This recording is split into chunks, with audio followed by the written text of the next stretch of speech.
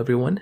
It's time for us to go and take a look at the iPad mini 4th generation and see how this particular iPad holds up in 2025. Now it's crazy because this iPad has been out for about 10 years now, which that in and of itself is such a crazy thing to kind of think about. This type of device right now, it's gone through so many different iterations, but I will probably tell you there might be some better options and better devices to go and buy rather than this one. So we'll take a look at it throughout this whole entire video. First things first though, if you do want to go ahead and buy an iPad that I would recommend buying this year, links will be down in the description below. You can get them from there and you can help support the channel at the exact same time. Now, starting off with the outside of these particular iPads. The iPad mini 4th generation, which came out back in 2015, on the front side of this particular iPad is essentially going to be giving you a 7.9-inch IPS LCD panel. So that is a really big thing to keep in mind here, because this type of panel really isn't too bad. It's a pretty good looking device, it's a good looking panel for the most part, and I do think if you are going to go through and pick up a device, it's a good looking iPad. Now, with something like the iPad mini 4th generation, because this thing came out in 2015, you're essentially going to be in one of those situations where this type of iPad, it's not really going to be like an insanely, amazing type of experience, but it's going to be good enough for the most part. I think for a lot of people, if you're going to go through and pick up a device, these types of iPads and these types of devices are going to be very decent because the panels themselves aren't really that bad. It's like the internals that are the issue. You're getting a top bezel for the most part, getting a bottom bezel for the most part as well. So that right there's another one of those things to keep in mind. And there's not really too much else kind of going on with the outside. They both look pretty good. They both perform pretty well. But when it comes down to that side, that is kind of the big thing to keep in mind. They're on the front side. When it comes down to some other areas of these devices, like when it comes down to their, bottoms and the tops and all that, they're giving you basically a lightning port at the bottom, and they're also giving you a headphone jack at the bottom as well. So that is kind of a nice thing to keep in mind here. You are going to be getting a little bit of a better experience here from that particular side, which is actually pretty nice. And like I said before, I like being able to go through and pick up these types of devices that are going to be giving us those types of experiences.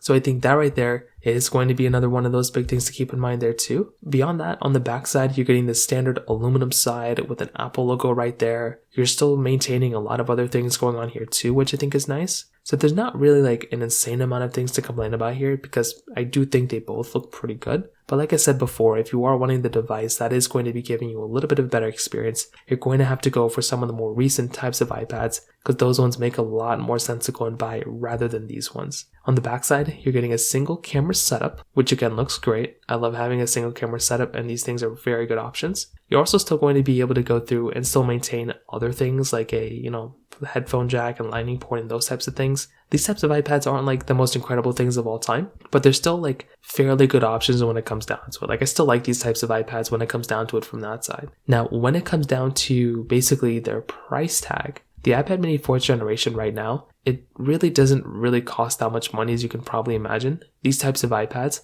are going to be kind of in the situation where they're pretty much going to be maybe like $100, maybe less than that. So they're really not that expensive of an iPad anymore. So that right there is another one of those really important things to keep in mind here too. Because if you are wanting the iPad that's going to be giving you a better experience here, you're going to have to remember that something like an iPad mini 4, it's not really going to be that expensive of an iPad either. And I think that's another really important thing to keep in mind there for the most part. Now, another really important thing is with the cameras. The iPad mini 4th generation is going to be giving you this, 8 megapixel camera on the backside. And then it's also going to be giving you essentially a 1.2 megapixel front facing camera.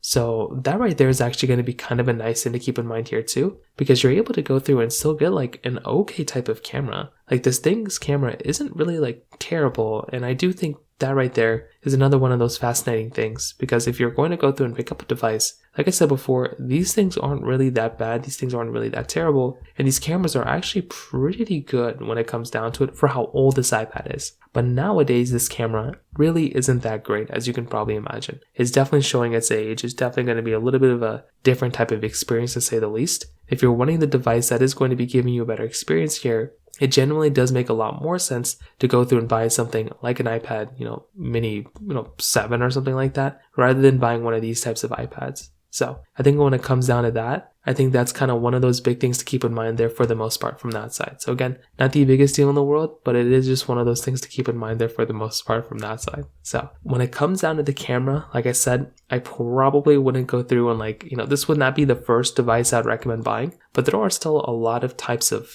other cameras that you can go and buy when it comes down to it from that side. So from that side too, I think that kind of covers it up for the most part from that particular situation. When it comes down to software longevity, this is also going to be another one of those big things to keep in mind there too. If you're wanting the device that's going to be giving you a longer lasting iPad, this thing is basically already done getting software updates. So that's kind of the problem that we're in. It's like, why would you even want to go through and buy this type of iPad for the most part when there are way better options you can go and kind of pick up? So that's always the thing I always say. It's like, if you want to go and buy an iPad, that's great, but you should go ahead and probably buy a device that's still giving you software updates. Unfortunately, this device is no longer giving you software updates. So it really doesn't make a lot of sense to go and buy these types of iPads because they're already done getting software support. So like I said, there's a lot more options out there to go and buy rather than this thing. So kind of keep that in mind. I would recommend buying some of those newer types of iPads rather than buying some of these older ones because they're already done getting software support. And the battery life themselves aren't really that great either on these older types of iPads. So like I mentioned, if you're going to go through and pick up these types of iPads,